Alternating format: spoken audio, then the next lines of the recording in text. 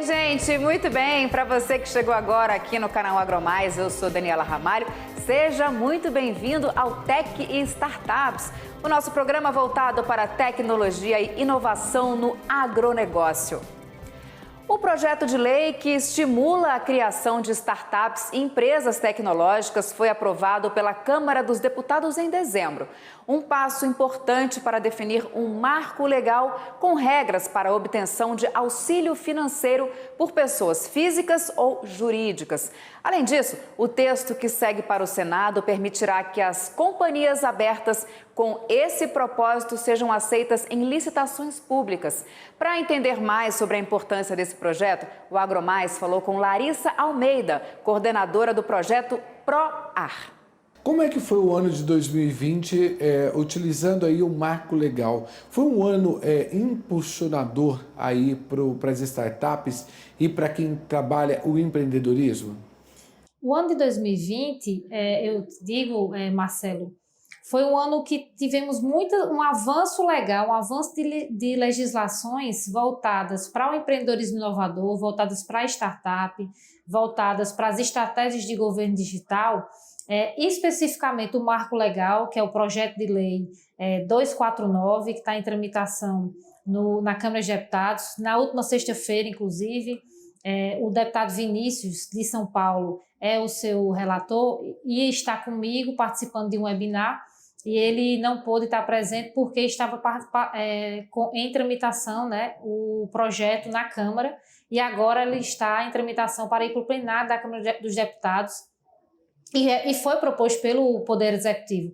Assim como o Poder Executivo também teve esse ano o decreto 10.332, que estabeleceu as estratégias para o governo digital. A gente teve aí a aprovação no Senado da Lei de Licitações também, que tem sinergia também com esse empreendedorismo inovador, com essas novas formas de se pensar em o poder público, né? Um poder público digital.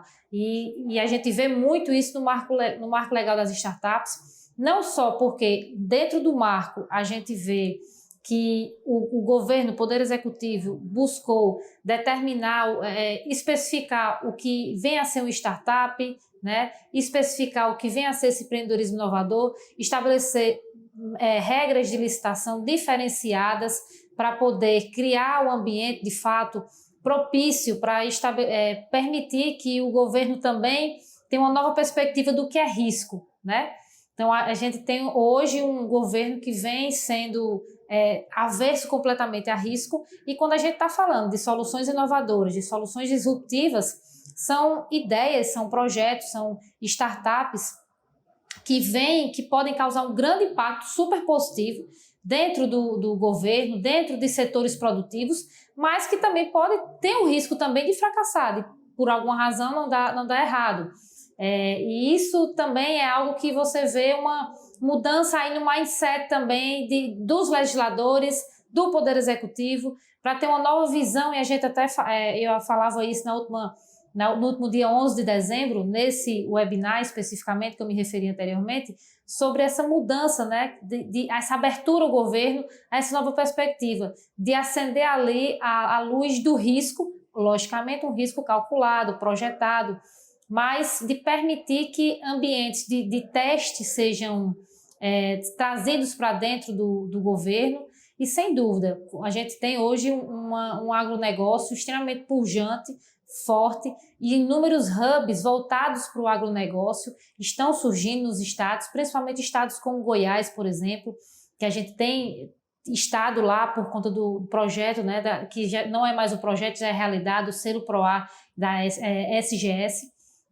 E a gente vê uma grande explosão de várias soluções de tecnologia para o campo, desde voltadas para a gestão da propriedade rural, até soluções que vêm a trazer maior dinamicidade na produção em si no campo. É bacana isso que você falou, porque a gente percebe que na área do agronegócio tem surgido realmente nos últimos anos muitas startups inovadoras, inclusive trazendo soluções tecnológicas que têm ajudado bastante o produtor rural, nessa questão da sustentabilidade, do meio ambiente, do próprio clima, que a gente sabe que o produtor sofre bastante com essas diferenças climáticas aqui no Brasil. Você acredita que, de uma certa forma, então, foi um ano positivo, onde essas startups conseguiram trazer soluções inovadoras e o produtor rural tem recebido muito bem essas startups, essas ideias inovadoras? O ano de 2020 foi um ano que a gente, sem dúvida, vai marcar nossa história enquanto humanidade pela pandemia da Covid, mas em meio a todos esses problemas, nós, enquanto humanos, né, nos reinventamos e, sem dúvida, o avanço tecnológico que a gente conseguiu, a sensibilização das pessoas que se abriram muito mais para a tecnologia, para a inovação, desse último ano 2020, foi muito maior do que a gente via anos anteriores. Inclusive, a gente pode dizer que acelerou esse processo de transformação digital. Então, hoje, principalmente diante desse cenário de pandemia e que ainda não resolveu, a gente está vendo aí uma segunda onda, ainda alguns estados, cidades que vão ter festa de Réveillon, pode causar um problema ainda maior já para 2021. Então, a gente ainda está em meio a uma situação em que a gente não tem certa segurança de como vai ser o amanhã. Então, assim, isso se abre mais e abre para todos a perspectiva de que não, precisamos, e o agro sentiu muito isso, de que sim, precisa sim de se investir em tecnologia, em cada vez mais tecnologia, e isso foi muito importante perceber, e nesse contato com o produtor independente, que a gente teve a partir do selo PROA SGS, a gente sentiu muito isso, essa abertura ao novo, ao inovador, ao digital. E exatamente no que esse digital pode trazer de benefício para ele, para o produtor rural. Agora, por exemplo, para as startups que trabalham com o agronegócio, com outros setores também, da indústria, do varejo, em vários campos de trabalho, o que mudou e o que tem que ficar mais atento para quem trabalha com esse setor tão inovador? Olha, o que mais mudou foi a Lei Geral de Proteção de Dados, e que, sem dúvida, todas as startups elas precisam aí estar em conformidade com a Lei Geral de Proteção de Dados. Então, se você, dono de startup, se você é produtor rural, procure saber se você tem alguma startup que está utilizando ela dentro da sua propriedade, se ela está em conformidade com a LGPD. E as startups, no geral, precisam, sim, sem dúvida, assim como todas as empresas, precisam trabalhar com dados, e com dados sensíveis a gente precisa estar adequado à LGPD. Eu acho que isso é o principal, o ponto que mais impactou a todo o mercado de startups. Fora isso, o Marco Legal de Startups vem como um grande incentivo, a meu ver, né? Está em tramitação, tá para ser votado no plenário da Câmara dos Deputados, mas vem como um grande estímulo, com um olhar para 2021 já com a esperança de coisas boas, né, por vir aí.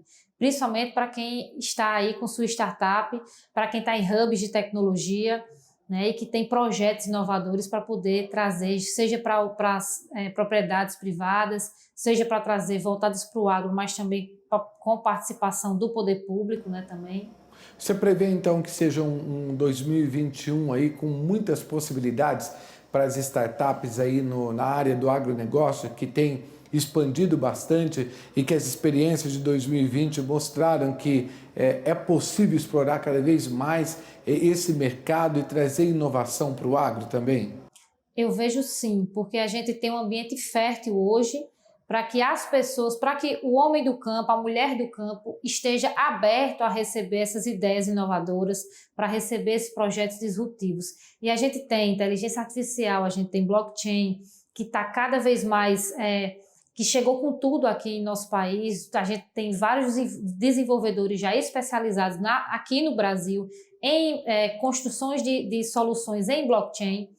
Então, a gente tem ambiente propício porque a gente tem soluções, tem tecnologias já aí disponíveis, a gente tem mão de obra qualificada, principalmente, e a gente tem mão de obra qualificada principalmente nas nossas universidades. Eu falo isso porque venho de um estado, a Paraíba, que é um estado que a Universidade Federal da Paraíba e a Universidade Federal de Campina Grande são os estados que mais patenteiam, tem mais patentes por ano né, no ranking aí de universidades públicas federais. Então, dentro dos cursos de computação, curso de inteligência artificial, lá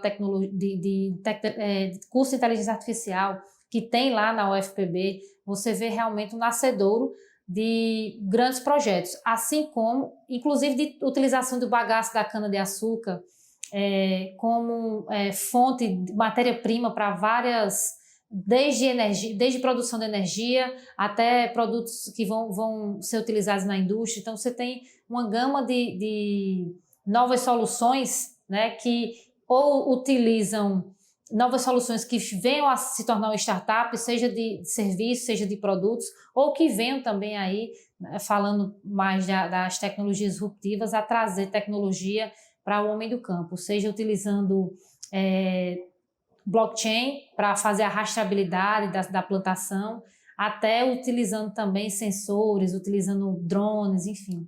As chamadas Agitecs são empresas que promovem inovação no setor agro por meio de tecnologias aplicadas no campo. Mas para impactar o setor, elas precisam de investimento e apoio. Em São Paulo, a Exalctec, uma incubadora tecnológica da Escola Superior de Agricultura da USP, completou 15 anos. A Larissa Batista conversou com o gerente executivo da instituição sobre os desafios dessas empresas. Vamos ver. Nós começamos, como uma pura incubadora de empresas, com o objetivo de transformar o conhecimento gerado dentro da universidade, dentro do campus USP Piracicaba, na Escola Superior de Agricultura, no Centro de Energia Nuclear da Agricultura, em uma inovação. Entendemos que nesse período, durante esses 15 anos, foi necessário transformar a Exalctec em um pouco mais do que simples uma incubadora, mas também como um próprio hub, de para conectar outros ambientes de inovação, outros ambientes de geração de conhecimento e, principalmente, outros ecossistemas agtech além do Vale do Piracicaba. Eu acredito que essa foi a grande evolução que nós tivemos durante esses últimos anos. E que tipo de inovação, contribuição e apoio uma incubadora como a Exalctec pode oferecer aí para empresas e startups que crescem cada vez mais dentro das universidades, Sérgio? Primeiramente, a gente tem nesse objetivo de transformar o conhecimento em inovação e também atender essa demanda empreendedora das pessoas que estão aqui no nosso ecossistema. Eu entendo que a principal contribuição que nós podemos fazer é justamente ser um articulador de oportunidades. E essas oportunidades, elas têm principalmente, no nosso caso, o desenvolvimento da tecnologia. E se nós pensarmos que o agronegócio brasileiro evoluiu durante esses últimos 35 anos, principalmente devido a uma ciência própria, uma ciência criada pelas universidades, pelos ambientes de geração de conhecimento, pelos institutos de pesquisa, como a APTA, como Embrapa, nós precisamos ser justamente aquele agente de aproximar a empresa, essa empresa nascente, ou em outras empresas que estão no nosso pequeno ecossistema, junto à academia. E esse é o diferencial do que faz o Brasil ter uma agricultura própria por ser um dos maiores produtores em região tropical. São características muito próprias de um país que se transformou hoje em um grande player de exportação de produtos agrícolas mundial e com uma importância para a segurança alimentar aí sem precedentes, a gente pode dizer. Com esse crescimento aí que a gente tem do setor, que a gente vem acompanhando e segue aí ampliando com o uso das tecnologias, a gente consegue enumerar, Sérgio, alguns frutos dessa parceria, desse apoio que a Exalctec tem junto a essas startups que estão nascendo aí? Não tenha dúvida. O nosso sucesso é o sucesso das empresas que nós colaboramos em criar, apoiar e graduar para o mercado. E especificamente aqui na nossa região, aqui em Piracicaba, nós temos a parte de biotecnologia, uma área muito avançada, e a gente pode, eu vou dar um exemplo assim, muito clássico, controle biológico de pragas. Veja a contribuição que essa metodologia, né, que compõe o famoso manejo integrado de pragas, ela forneceu para o país. Principalmente com a redução de uso de defensivos, de inseticidas, né, e também podemos dizer que o aumento da vida útil de produtos químicos, né, principalmente devido à resistência adquirida de muitas pragas. Então, o controle biológico de pragas, ele nasceu dentro da Exalc, no seu departamento de entomologia, na década de 60, através de pesquisa básica. E aí a gente pode dizer claramente, dentro de um pipeline de inovação, como é importante a pesquisa básica, pensando na pesquisa aplicada e pensando na inovação num futuro, né, não muito próximo, né? Então, toda aquela pesquisa de entendimento de como funciona o agente-alvo, ou seja, a praga, o agente controlador, né? Pode ser um inseto, pode ser um ácaro, né? Ou outro tipo de possibilidade, uma bactéria, um vírus, ele age em forma de laboratório, depois isso tem que ser passado em escala menor em ambientes controlados, como estufa, depois isso vai para ambientes de campo, numa escala pequena, depois é muito estudo, é muita ciência, é muita competência. Eu acho que a Exalc começou essa questão do entendimento, do apoio nas pesquisas nessa área. Muitas empresas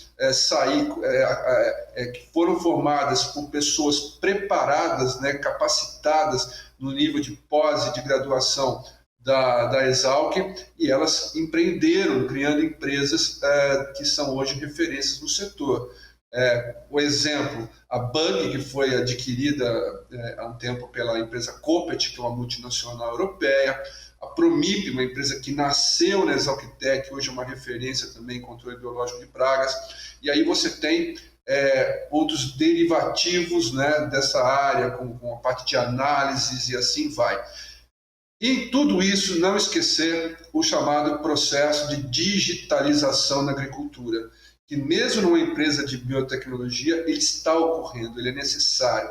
A forma de avaliar, né, a quantidade de pragas, uma forma digital, a forma de aplicar utilizando drones, né, que estão aí mapeados por GPS, e também a própria análise de pós-aplicação e qualidade. Muita coisa. Sem falar, claro, do processo de uma forma mais mecanizada de produzir os agentes de controle biológico, que também vai ser muito importante aí no futuro próximo aumentar essa escala de produção. Então nós temos aí muita coisa acontecendo e eu acredito que a Exalctec ela colaborou para que essas empresas hoje sejam referências no Brasil. A gente sabe que a gente se transformou aí num exemplo até internacional, né? E que a gente tem vários ecossistemas no Brasil atuando, seja na pecuária, na agricultura de precisão, em vários setores, e vocês acabam bebendo de um local que é muito positivo, muito avançado em inovação, que é o Vale do Piracicaba.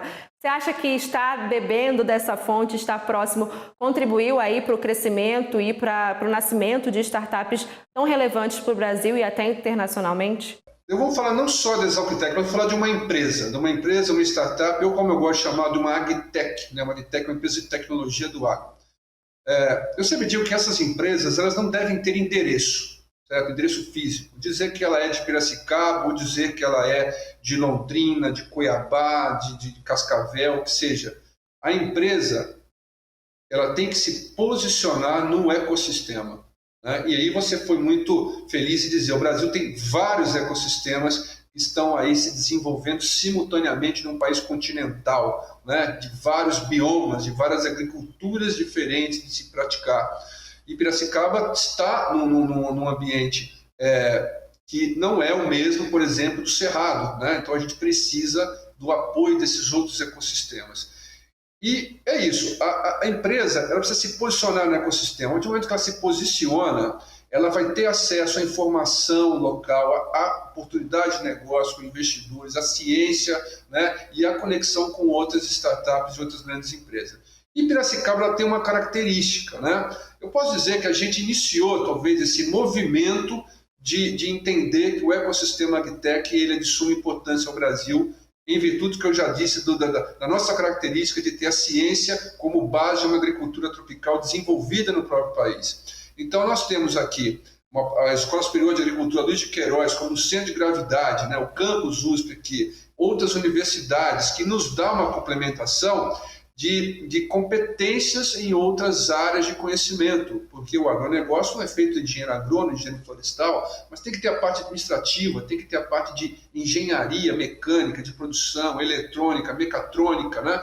Em virtude da questão da digitalização e da robótica que está envolvida em tudo isso, com a parte do analista de sistemas. Então a gente tem aqui uma cidade que é acadêmica, né, que nos fornece aí esses recursos humanos, e tem também uma mentalidade, né, que a gente até gosta de dizer que a gente se inspirou no Vale do Silício dos Estados Unidos, porque a mentalidade do ecossistema tecnológico visando a inovação e tendo a iniciativa privada como protagonista de tudo, né? A iniciativa privada é que vai guiar a tudo, é que vai investir, a iniciativa privada é que vai fazer essa observação de demandas que o produtor quer, né? As grandes empresas estão aqui também, elas têm os seus hubs, e isso é muito importante, essa composição de ambientes de inovação, de ambiente de geração de conhecimento, de políticas públicas que cada município tem que ter visando a um processo de estabelecer oportunidades de inovação, né, e de valor agregado para recolhimento de impostos, né, que são oriundos dessas empresas, e principalmente as pessoas, né, as pessoas é que fazem as coisas acontecer. E tendo essas pessoas do nosso lado e com essa mentalidade empreendedora e inovadora, com certeza fortaleceu muito o Vale do Piracicaba e está fortalecendo também outros ecossistemas do Brasil. Para chegar nesse parâmetro aí, né, de inovação e referência para o Brasil todo, vocês passaram por vários desafios. Isso pode servir até de exemplo para outros ecossistemas aí do Brasil. A gente pode enumerar alguns desafios aí para que a gente deixe como um case, como um exemplo para outras pessoas e outras empresas? Empreender é desafios o tempo inteiro, né? A primeira coisa é a resiliência, né? A gente tem que ter resiliência, a gente tem momentos, né, que até pode dizer de coisas que as coisas estão mais difíceis, mais demoradas de acontecer, né? Os processos no ambiente público, de setor público, ele é um pouco mais demorado, é necessário que seja mesmo, né? E isso, para a Exalctec, ele foi, ele é e sempre será um desafio, né? Nós temos que estar adequado a um compliance do setor público, né? Porque a Universidade de São Paulo é uma universidade pública e tem todos os seus regimentos, todas as suas formas das coisas acontecerem. Então, para a Exalctec e outras incubadoras, com certeza que estão ligadas a universidades públicas, isso é um desafio, certo? Mas não tenha dúvida que a direção da Exalc, ela entende, e a própria direção da Universidade de São Paulo também entende que as coisas poderão ser melhoradas, mas elas são regidas por legislação específica, e então a coisa não acontece assim de uma forma tão rápida, né, como um ambiente privado. A segunda coisa, isso aí é muito discutido também dentro da Exalc, é como entender a forma de ensino do novo profissional que vai assumir toda essa responsabilidade de colaborar com o agronegócio do Brasil. A aula que eu tive no período de 88 a 92 não é mais a mesma aula que tem hoje, não deve ser, né? Então, eu sou de um período chamado analógico no agronegócio. E essa nova geração ela vive num período digital do agronegócio.